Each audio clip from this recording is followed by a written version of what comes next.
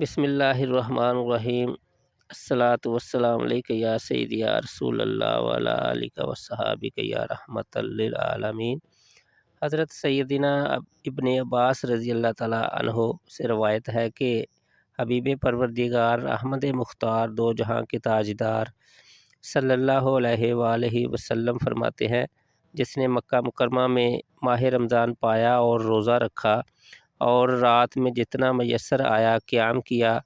تو اللہ تعالیٰ اس کے لیے اور جگہ کے 1,00,000 رمضان کا ثواب لکھے گا، اور روزانہ ایک غلام آزاد کرنے کا ثواب، اور ہر روز جہاد میں گھوڑے پر سوار کر دینے کا ثواب، اور ہر دن میں نیکی اور ہر رات میں نیکی لکھے گا۔ اللہ اکبر۔ مکہ مکرمہ اللہ تعالیٰ کے پیارے حبیب صلی اللہ علیہ وآلہ وسلم کا شہر ولادت ہے۔ اللہ تعالیٰ نے اپنے حبیب مکرم کے صدقے میں کس قدر لطف و کرم فرمایا ہے کہ اس کے پیارے محبوب صلی اللہ علیہ وآلہ وسلم کا کوئی غلام اگر ماہ رمضان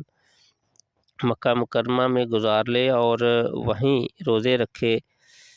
تراویح کرے، تو اسے دوسرے مقامات کے 1,00,000 ماہ رمضان کے برابر ثواب عطا کیا جائے گا، اور ہر روز و شب ایک غلام آزاد کرنے کا ثواب اور ایک عظیم الشان نیکی مزید برآں۔ اے کاش ہمیں بھی مکہ مکرمہ میں ماہ رمضان گزارنے کی عظیم سعادت نصیب ہو جائے، اور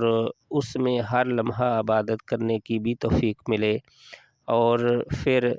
پھر ماہ رمضان گزار کر فوراً ہی عید منانے کے لیے اپنے پیارے آقا صلی اللہ علیہ وآلہ وسلم کے روضہ پر انوار پر حاضر ہو کر عیدی کی بھیک مانگے، اور سبز گنبد کے مکیں رحمت للعالمین صلی اللہ علیہ وآلہ وسلم کی رحمت جوش پر آئے، اور اے کاش آپ کے دستے پر انوار سے ہم گناہ گار عیدی پائیں، اور یہ سب کچھ ان کے کرم سے ہی ممکن ہے۔